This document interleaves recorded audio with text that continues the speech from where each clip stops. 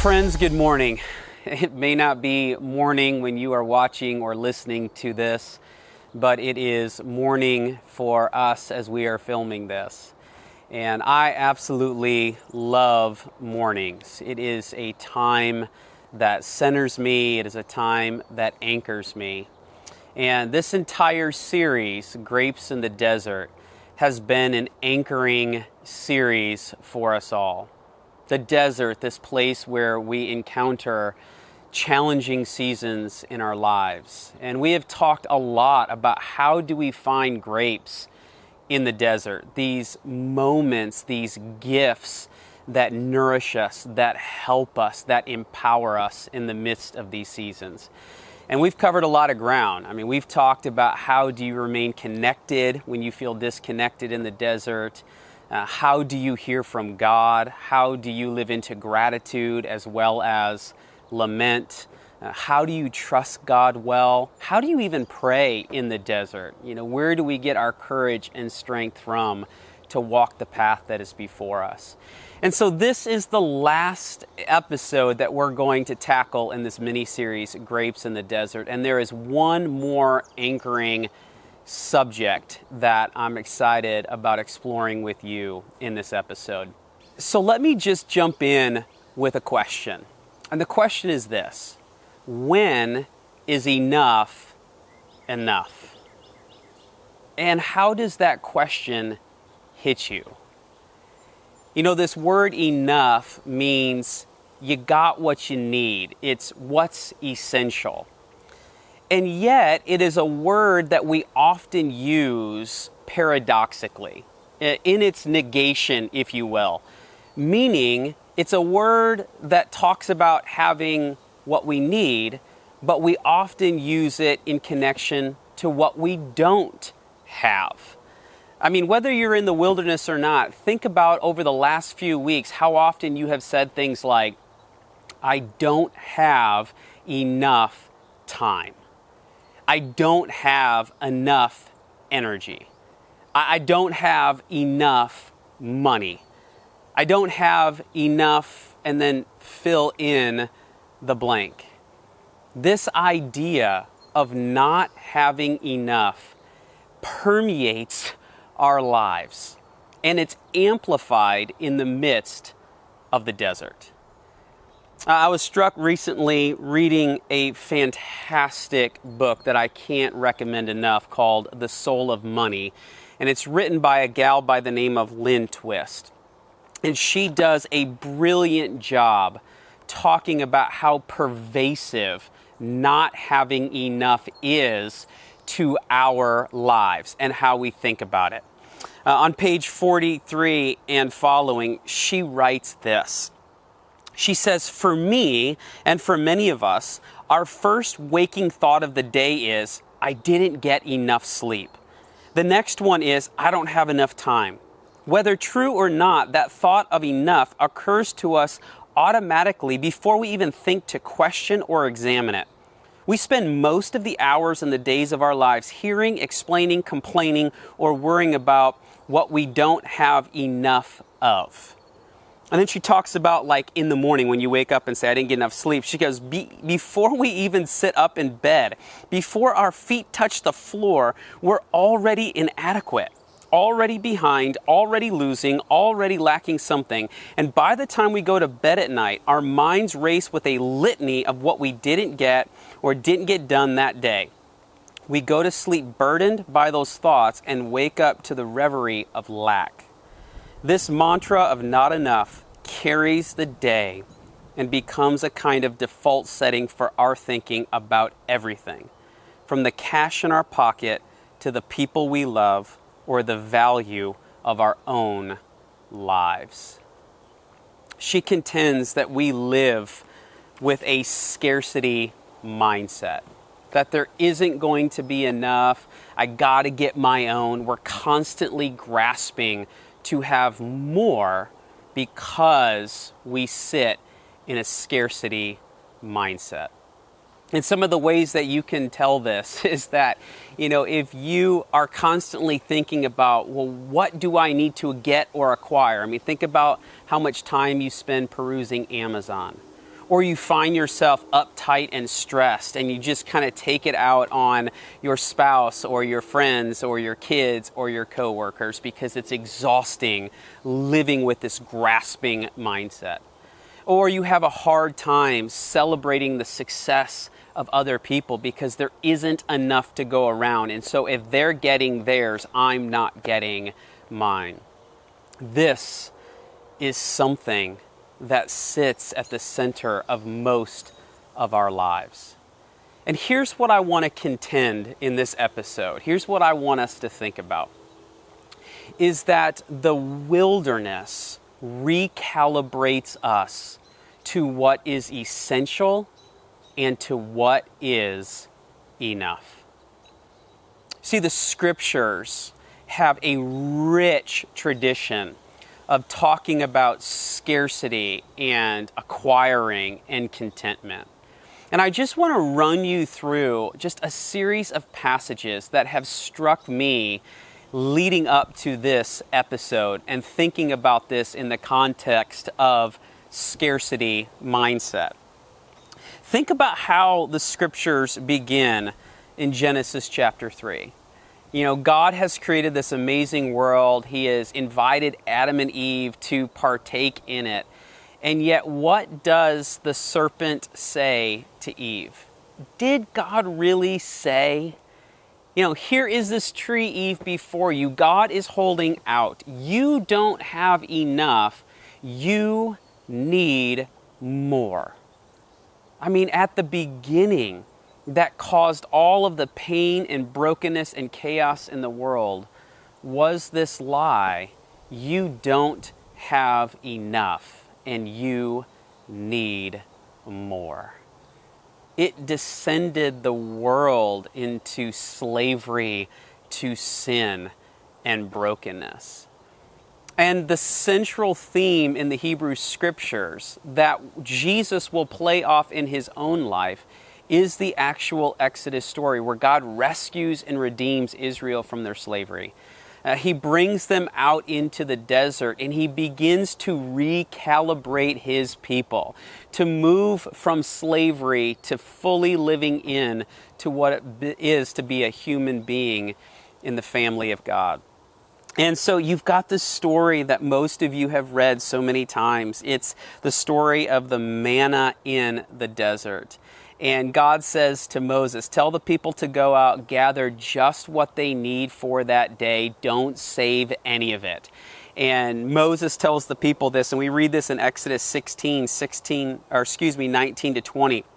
It says, then Moses said to them, no one is to keep any of it until morning. However, some of them paid no attention to Moses. They kept part of it until morning, but it was full of maggots and began to smell. So Moses was angry with them.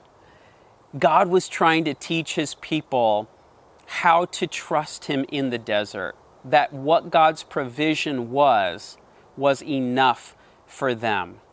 And yet the people struggled to do so.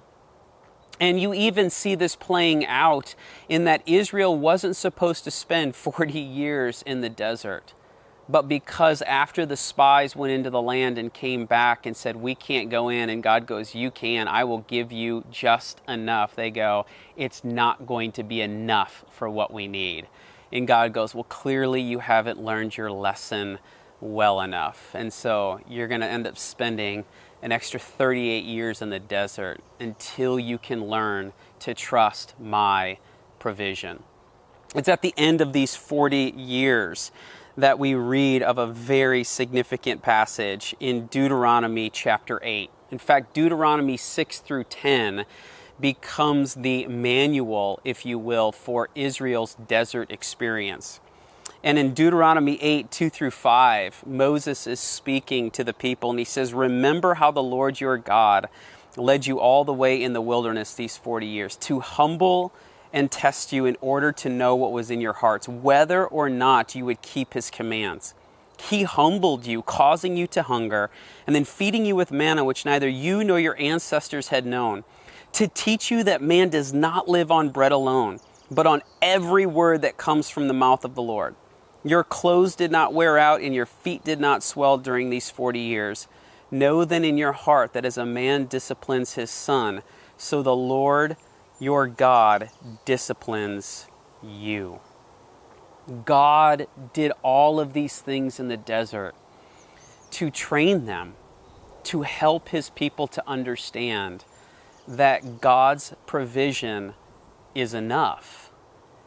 And what's so cool is that when you dip into the New Testament and Jesus is baptized and then goes out into the desert for 40 days to, in essence, relive Israel's story, to get right what they got wrong, the devil comes to Jesus and 3 times tries to tempt him with, God isn't going to give you enough. And what's so cool is that on all 3 occasions, Jesus quotes passages from Deuteronomy 6 and Deuteronomy 8, the desert manual for the Jewish people. And he says, no, God's provision is enough. You see, we are constantly looking for ways to acquire more because the vast majority of us live with a scarcity mindset. In fact, there is a fantastic proverb that many of you have probably heard and maybe didn't even know where it came from. In Proverbs 30, verse 8, it says, keep falsehood and lies far from me. Give me neither poverty nor riches, but give me only my daily bread. This idea that when you have great riches, when you have too much, you may actually forgive God. But if you don't have enough, then you're going to live this strained lifestyle. Because there is a certain level that we need in order to live and to be sustained in this life.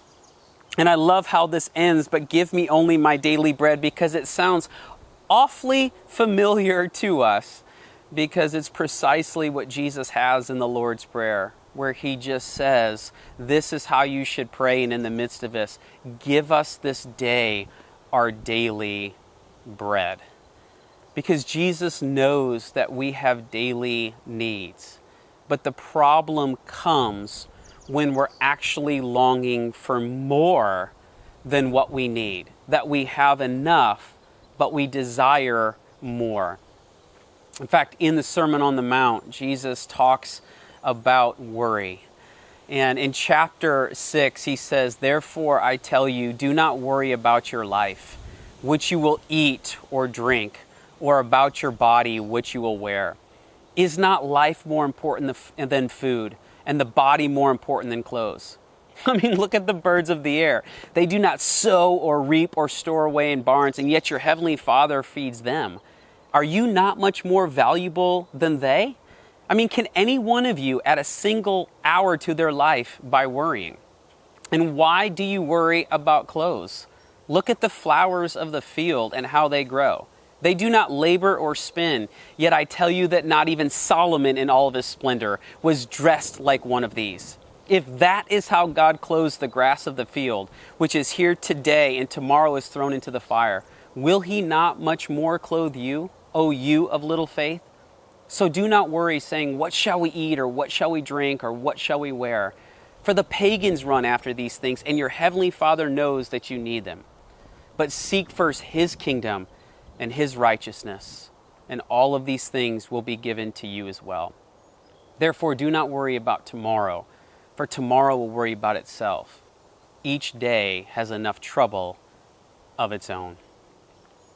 It's such a great reminder to us that we spend an enormous amount of time worrying about things that we don't need to be worrying about, because God is providing for us. And the desert is one such place where all of the things that we have packed onto our lives becomes stripped away. We've talked about this a lot in this series. And you begin to recognize that there are so many distractions that we have in our lives. There are so many pursuits that are actually faulty. And what God, I believe, wants to do in these desert seasons of our lives is to recalibrate us, to strip away all of the excess, to expose the lies that we have been living into, and to help us to understand what is essential and what is enough, what is important, what is extra that is distracting us from the most important things in life.